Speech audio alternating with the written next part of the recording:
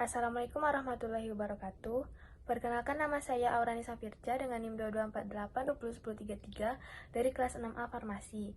Di sini saya akan menjelaskan tentang materi terkait mata kuliah Teknologi Bahan Alam. Baik, kita masuk ke materi yang pertama, yaitu minyak atsiri. Minyak atsiri adalah zat berbau khas dari tanaman yang mudah menguap di suhu kamar dan disebut juga dengan minyak esensial, eteris, ataupun menguap. Ciri utama minyak atsiri yaitu cair pada suhu ruang, mudah menguap, dan menghasilkan aroma yang khas. Kandungan minyak atsiri yaitu terdiri dari campuran berbagai senyawa dan beberapa sifat tidak stabil terhadap suhu yang tinggi. Metode minyak atsiri yaitu ada metode distilasi, yaitu dengan tahapan persiapan, pemanasan, pemisahan, dengan kelebihan cepat, teknologi sederhana, dan pemisahan yang mudah. Sedangkan kelemahannya itu senyawa mudah rusak karena panas. Yang kedua ada press atau tekan dengan tahapan persiapan, pengepresan, dan pemisahan. Sedangkan kelebihannya yaitu senyawa tidak rusak karena panas dan teknologinya sederhana. Adapun kelemahannya yaitu menggunakan waktu yang lama dan pemisahan yang sulit. Selanjutnya ada pelarut organik, yaitu dengan tahapan persiapan, ekstraksi, pemisahan. Dengan kelebihan cepat, senyawa tidak rusak, dan kelemahan mahal dan pemisahan yang sulit. Yang keempat ada enfleurasi, yaitu tahapannya terdiri dari persiapan, ekstraksi, dan pemisahan. Dengan kelebihan tidak mudah rusak karena panas dan menggunakan teknologi yang sederhana. Sedangkan kelemahannya yaitu menggunakan waktu yang lama dan pemisahan yang sulit. Yang kelima ada maserasi lemak panas, dengan tahapan persiapan, ekstraksi, dan pemisahan. Adapun kelebihannya yaitu menggunakan teknologi yang sederhana, sedangkan kelemahannya itu menggunakan waktu yang lama, senyawa juga bisa rusak karena panas. Selanjutnya yaitu pemurnian. Definisinya yaitu pemurnian adalah metode untuk memperoleh komponen bahan alam murni yang menggunakan pemisahan zat yang diinginkan dari pengotor dengan tingkat kemurnian 95-100%.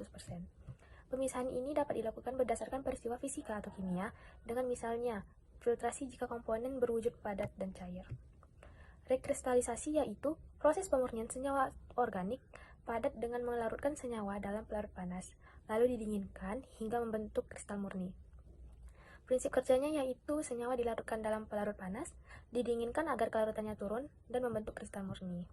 Alat rekristalisasi yaitu meliputi beker glass, hot plate, dan sandbag. Kelebihannya yaitu dapat memisahkan zat murni dari pengotor, dan pengotor pun mudah dipisahkan. Kekurangannya itu hanya efektif jika perbedaan kelarutan cukup besar antara zat murni dan pengotor. Selanjutnya ada dekantasi, yaitu pemisahan campuran berdasarkan sedimentasi dan pemindahan cairan bening ke wadah lain, yang cocok untuk mencampurkan zat cair dan padat yang tidak saling bercampur. Prinsip kerja dekantasi yaitu mengendapkan padatan, lalu menuangkan cairan bening ke dalam wadah lain. Kelebihannya yaitu menggunakan alat yang sederhana dan pengaplikasian yang luas. Kekurangannya yaitu hanya untuk campuran yang tidak tercampur, kadang juga butuh sentrifugasi. Selanjutnya ada sublimasi, yaitu proses perubahan zat padat langsung menjadi gas tanpa melalui fase cair, lalu dikondensasikan kembali menjadi padatan murni, biasanya pada tekanan rendah. Adapun alat yang digunakan untuk sublimasi yaitu ada kapas, kertas saring, kaki 3 dan kasah, bunsen, dan corong. Contoh zat yang dapat disublimasi yaitu ada kapur barus, yodium, dan amonium klorida. Adapun kelebihan metode sublimasi yaitu dapat memisahkan senyawa padat yang dapat menguap dari campurannya. Selanjutnya ada hasil yang pemisahan yang sangat murni karena pengotor tidak ikut menguap dan efektif untuk pencampuran padat dengan perbedaan titik didih besar. Kekurangan metode sublimasi yaitu hanya bisa digunakan untuk campuran padat yang salah satunya mudah menyublim dan tidak efektif untuk campuran dengan perbedaan titik didih yang rendah. Selanjutnya ada materi fraksinasi dan isolasi. Dengan definisi, fraksinasi adalah proses pemisahan campuran menjadi beberapa bagian atau fraksi yang berdasarkan karakteristik tertentu, digunakan untuk pemisahan senyawa dari ekstrak. Tujuannya yaitu untuk mendapatkan fraksinasi aktif dari ekstrak dan mengisolasi senyawa metabolit sekunder tunggal. Metodenya yaitu ada ekstraksi cair-cair berdasarkan perbedaan polaritas dan kromatografi. Selanjutnya ada metode kromatografi kertas, kromatografi lapis tipis, kromatografi kolom, dan kromatografi fase padat. Kromatografi yaitu menggunakan fase gerak dan fase diam. Mekanismenya terbagi dari partisipasi, absorpsi, eksklusi, atau pertukaran ion. Kromatografi lapis tipis yaitu memisahkan senyawa berdasarkan perbedaan kepolaran antara sampel dan pelarut. Kegunaannya itu untuk mengidentifikasi komponen dalam campuran, menentukan kondisi kromatografi dalam kolom, dan mendeteksi pemalsuan, kontaminasi, analisa kuantitatif. Kelebihannya itu waktu yang cepat, antara kisaran waktu 15-60 menit, dengan kelebihan sederhana, butuh sedikit sampel dan tidak butuh uang yang besar. dengan kekurangannya yaitu tidak cocok untuk senyawa volatil. Selanjutnya ada materi tentang komputasi bahan alam, yang definisinya yaitu komputasi adalah cara untuk memecahkan masalah data penggunaan algoritma yang kini banyak dilakukan dengan komputer untuk efisiensi dan ketepatan.